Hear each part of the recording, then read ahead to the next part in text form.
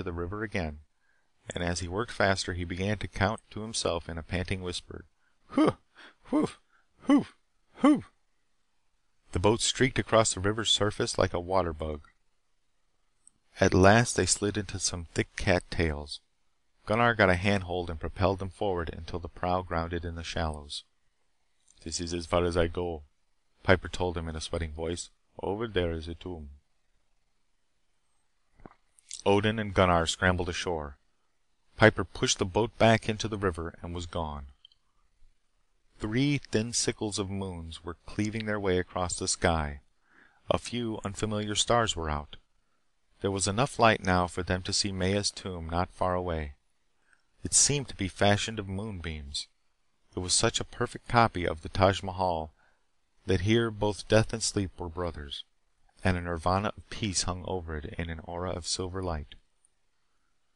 "That Piper is a smart lad," Gunnar whispered. "He knows what he wants. He'll go far, maybe." They approached. Odin knew that 4 guards were stationed here at all times. They were all gone. The 2 went in and Gunnar turned on a little flash. Had there been time, Odin might have grudgingly given Grim Hagen a few kind words for the work he had done and the tribute he had paid Maya. The best of a planet's treasures and art had been brought here. But all he could see was Maya, lying upon a golden, diamond-set couch. A silk embroidered coverlet was drawn over her, and it too seemed to have been spun from moonbeams. She looked no older. Odin could see no sign of breath, but he touched her hand and it was warm. He knelt beside her. "Here," Gunnar handed him the light. "Hold this while I get busy. Here now, Norse King. No blubbering." He opened his buckskin bag and took out the last of its treasures, a small hypodermic case. He filled the hypodermic from a little vial that glittered in the light of the lamp. "Turn the light on her forearm now," he instructed. Gunnar slowly counted to 60 after he had given her the shot. Maya's breast moved. She sighed and raised a hand to her dark curls. Then her eyes opened, in fear and wonder as a child opens its eyes in a strange place. Then her vision cleared and she recognized them. "Jack! Gunnar!" she gasped. Then she was in Odin's arms, and Gunnar the Strong One was standing over them, sniffling. It was one of those moments that seemed to last forever, and then it was over and she drew her hand through his light hair. "What happened? Where are we? I dreamed the strangest dreams." "Never mind," Odin comforted. "We will explain later. Can you walk now?" "Walk? Of course I can walk." But when Maya tried to sit up, she moaned in pain. "My whole body is stiff and sore. Have I been sick?" Odin helped her to her feet. As he did so, hundreds of precious stones that had been heaped upon the couch rolled unnoticed to the floor. Maya winced as she stood up. Reaching down, she rubbed the calves of her legs and then stood straight with a little gasp of pain. "Carry her, Norse King," Gunnar muttered. "The night grows old and we must make our way to the nebula." Odin lifted her easily. She put her arms around his neck and clung to him. The perfume of her hair was as faint as the ghost of autumn flowers. Her breath was warm and caressing against his throat. Then the mausoleum turned into a blinding glare of lights.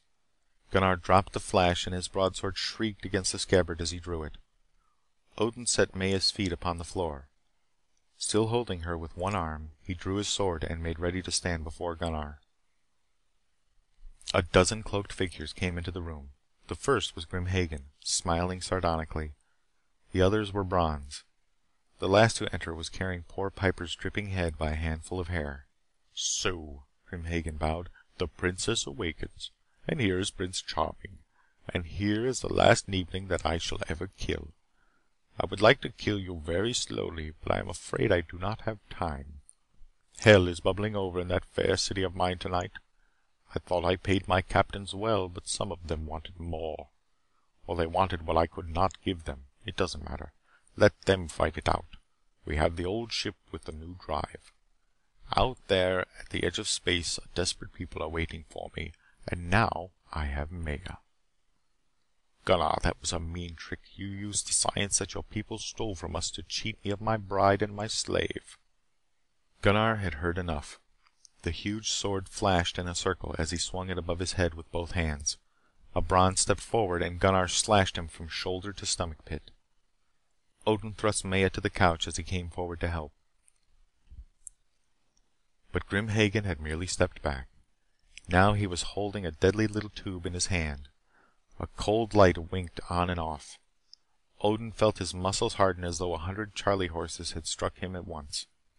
He froze, and out of the corner of his eye he saw Gunnar standing like a statue, his sword still upraised, a look of agony upon his face. "One more flash and you will be dead," Grim Hagen mocked. "But before you plunge into the night, remember that I watched you so that I could get Maya back. You are not clever at all, Gunnar. Ato can have these worlds if he wants them. I have the ship and Maya, and space is mine to ravage as I please." Then at last, while Maya watched with fear-struck eyes, the tube flashed once more. Gunnar and Odin stood there for a second. They fell like unbalanced things of stone.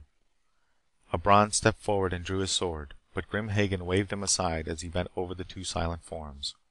"Put up your sword," he said quietly. "They are dead." End of chapter 11.